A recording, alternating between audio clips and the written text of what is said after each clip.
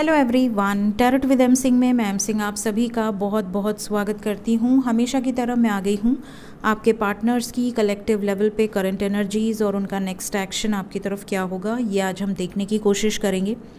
तो गाइस, सबसे पहले मैं लूँगी मेजर अरकाना से कुछ कार्ड्स आपके पर्सन की एनर्जी ओवरऑल चेक करने के लिए। फिर हम रून्स से लेंगे कुछ रून्स और हम देखेंगे क्या वाइब्रेशन है, एनर्जी किस तरीके की है, और फिर हम देखेंगे उनका अगला कदम क्या हो सकता है। ठीक है, शुरू करते हैं गाइस। हर हर महादेव, जय हो शिव शक्ति, जय हो राधे कृष्णा, जय हो मेरे भाई। अपने पर्सन के बारे में इमेजिन कीजिए जिसके बारे में सोचकर आप ये रीडिंग देख रहे हैं। बहुत ज़्यादा अकेलापन है आपके पर्सन की एनर्जी में। सबसे पहली बात यहाँ पर जो निकल कर आई है दैट इज़ हर्मिट। तो आप में से बहुत सारे व्यूअर्स ऐसे हैं जिनके पर्सन की एनर्जी में यहाँ पर एकांत नज़र आ रहा है, आइसोलेशन नज़र आ रहा है। इनको ऐसी फीलिंग आ सकती है कि मुझे अकेले रहना है, मुझे किसी से बात नहीं करनी, मुझे साइलेंट रहना है। तो ये न्यू मून का असर हो सकता है। ठीक है, थोड़ा पूजा पाठ, मंत्र सुनना, दर्शन पूजा करना, इस तरह की किसी साधु वधु के साथ फ़ोटो अपलोड कर देना, इस तरीके के स्टेटस लगा देना जो कि बहुत स्पिरिचुअलिटी से रिलेटेड है, पूजा पाठ से रिलेटेड है, या आपके पर्सन आपको दिख जाए कोई दर्शन करते हुए, तो आप समझ लेना कि ये एनर्जी बहुत ज़्यादा रेजोनेट कर रही है।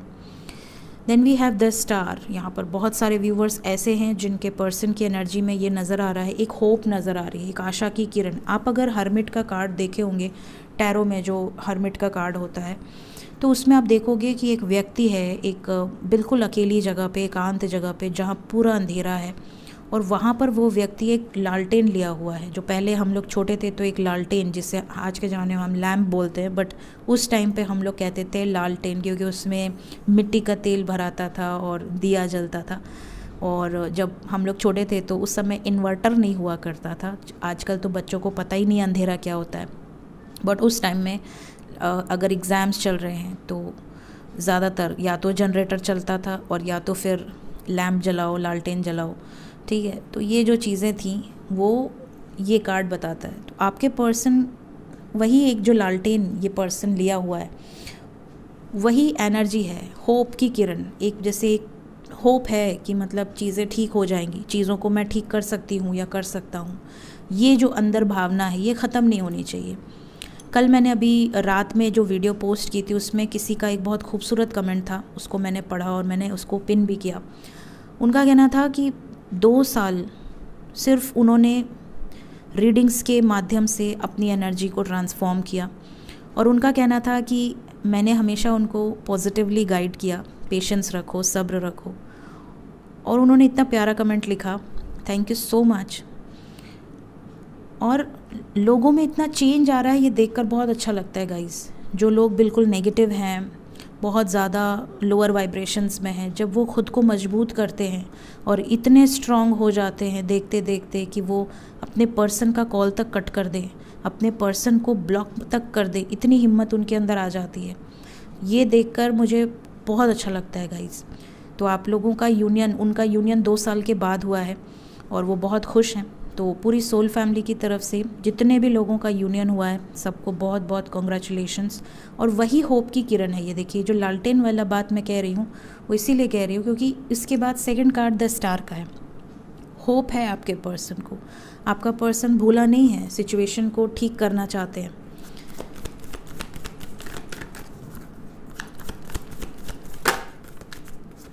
नेक्स्ट वी हैव हमारे प्यारे लाडले बरगंडी जी। इनसे रहा नहीं जाता है, ये वेट करते रहते हैं कब रीडिंग हो और कब मैं बाहर निकलूं, क्यों।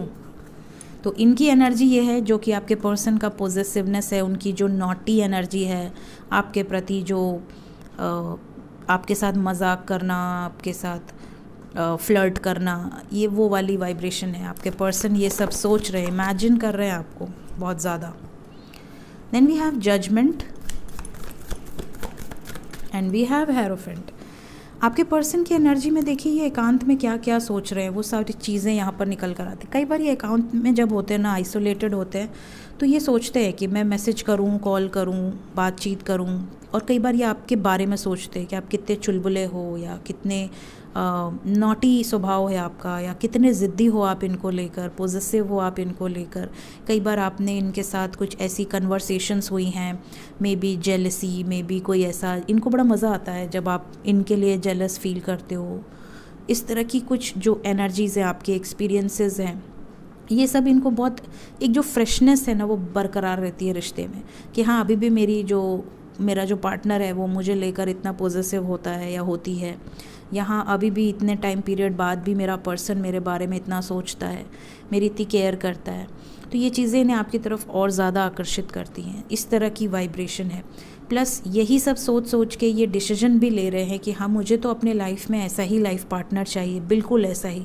और ये शादी से रिलेटेड डिसीजंस लेने की सोच रहे हैं, ठीक है, because we have hierophant with the chariot. तो ये चीज़ें हैं, इनको ऐसा भी लगता है कि इस रिश्ते को पाने के लिए जहाँ तक जो बन पड़े करना है, ठीक है। देखते हैं रून से क्या एनर्जीज निकल कर आती हैं। मेजर अरकाना से जो एनर्जीज निकल कर आई हैं, प्लीज़ गाइड करें।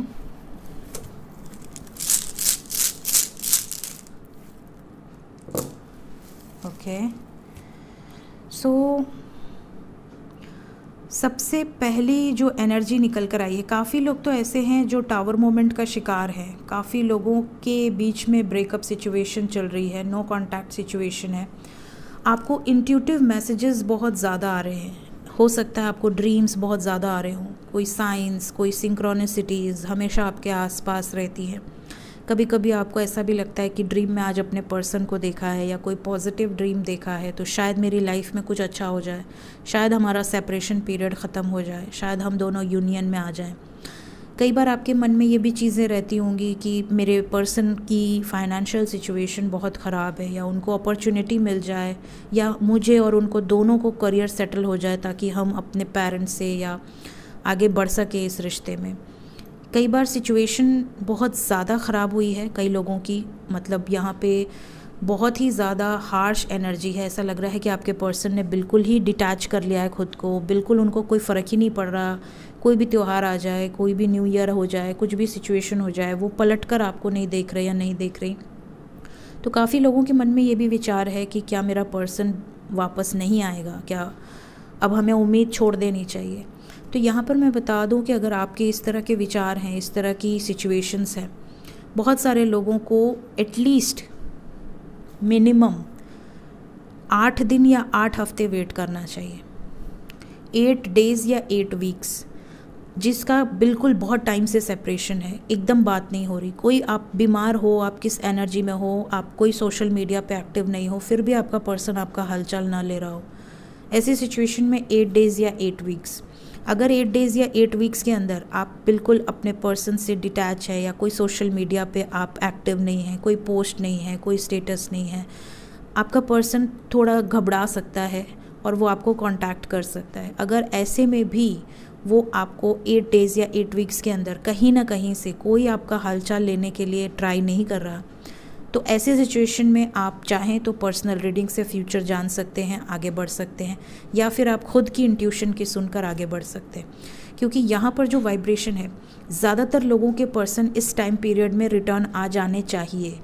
वो वाइब्स यहाँ पर यही कह रही हैं कि अगर बहुत टाइम से सेपरेशन है तो भी 8 डेज़ या 8 वीक्स के अंदर आपके पर्सन वापस आ जाने चाहिए। उरूस की एनर्जी है, गिबो की एनर्जी है, इंट्यूटिवली उनको मैसेजेस मिलेंगे बहुत ज़्यादा, और वो आपकी तरफ एक प्रॉपर एक्शन लेंगे स्ट्रेंथ के साथ, ठीक है। साथ ही साथ यहाँ पर इस रिश्ते में भी कोई बहुत बड़ा डिसीजन ले सकती हैं या ले सकते हैं।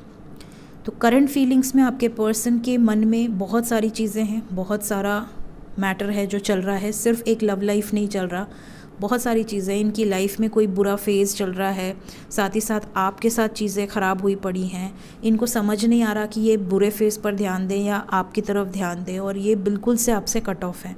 आपको ऐसा लग रहा होगा कि यार मेरे पर्सन को मेरी कदर नहीं है, बट इनको है, ये आना चाहती हैं या आना चाहते हैं, ये आपके बारे में सोचते भी हैं और विद गिफ्ट आना चाहते हैं, मतलब ये आपको कुछ देना भी चाहते हैं, एनी सरप्राइजेस मे बी। सो ये एनर्जी है यहाँ पर गाइस। देखते हैं इमीडिएट एक्शन क्या होने वाला है। मेरे व्यूवर्स की तरफ इमीडिएट एक्शन क्या होगा एंजल्स? मैंने आपसे क्या कहा, 8 डेज़ या 8 वीक्स ना। पहला ही कार्ड देखिए 8 नंबर है, जबकि रून्स में कोई नंबर नहीं होता। वहाँ से वो वाइब्स गेट हो रही थी 8 नंबर की, and we have got 8 number. ठीक है, सो 8 डेज़ या 8 weeks is very important, specially उन लोगों के लिए बहुत ज़्यादा इंपॉर्टेंट है जो बहुत टाइम से सेपरेशन में, स्पेशली 6 महीने 8 महीने, जिनके पर्सन ने पलट कर नहीं देखा, कॉल नहीं किया, मैसेज नहीं किया, हालचाल तक नहीं लिया। तो ऐसे लोगों के लिए ये टाइम पीरियड मैंने एक डेडलाइन दी है, उसके बाद आगे पीछे आपकी मर्ज़ी, बट यहाँ पर जो एनर्जी है वो मैं आपको बता रही हूँ। Base chakra, material harvest and wisdom. ठीक है, ट्रैप्ड इन फियर क्यों आया एंजल्स? आपके पर्सन बहुत ज़्यादा टेंशन में है। क्राउन चक्रा एंड रूट चक्रा की एनर्जी है। फैमिली इश्यूज़ या फाइनेंशियल इश्यूज़ की वजह से, या फिर किसी तरह के कोई इनका मेंटल कोई प्रॉब्लम है, मतलब मे बी कोई कोर्ट कचहरी में मैटर फंसा हुआ है, टेंशन बहुत ज़्यादा है, स्ट्रेस बहुत ज़्यादा है। ये कारण है जिसकी वजह से आपके पर्सन आपसे बहुत टाइम पीरियड से दूर है। कुछ लोगों के पर्सन रिसेंटली ब्रेकअप हुआ होगा, नो कांटेक्ट में गए होंगे। 8 दिन के अंदर मैसेजेस आ सकते हैं, मैक्सिमम, मिनिमम 8 आवर्स, 26 आवर्स या 80 आवर्स। इस टाइम पीरियड के ड्यूरेशन में बहुत ज़्यादा लोगों को कॉल मैसेजेस आ सकते हैं, क्योंकि मिस कर रहे हैं आपको। अवेयरनेस, मैजिशियन की एनर्जी है। विजडम का कार्ड क्यों आया एंजल्स? शादी के लिए पावरफुल डिसीजंस यहाँ पर हो सकता है, because we have got power and powerful decision बोला, बॉटम से जजमेंट भी है। सो ये वाइब्रेशन बहुत पॉजिटिव है। We have power, judgment and hierophant.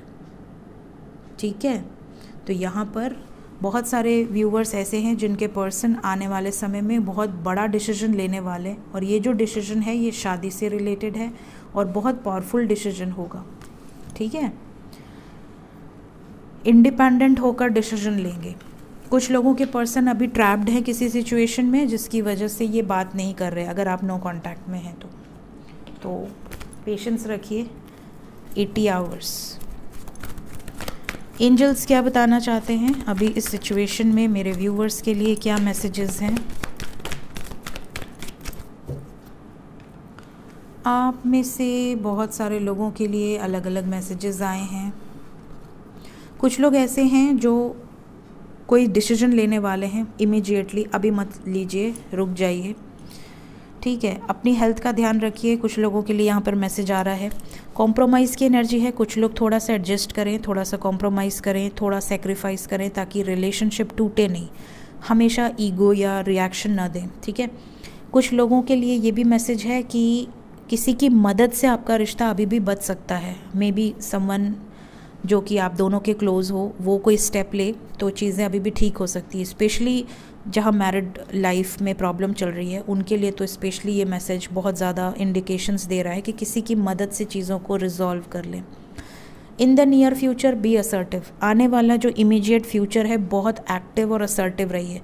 छोटी सी मिस्टेक से आपको प्रॉब्लम फेस करनी पड़ सकती है, तो पॉजिटिव सोचिए, पॉजिटिव अफर्मेशंस लीजिए, और हमेशा ये नोटिस करते रहिए कि चीज़ें क्या बोलना है, कहाँ बोलना है, किस मात्रा में बोलना है, ये चीज़ों पर आपका कंट्रोल होना चाहिए। सो ये थी गाइज़ आज की रीडिंग और कुछ important guidance. Thank you so much. Take care of your self. Bye bye.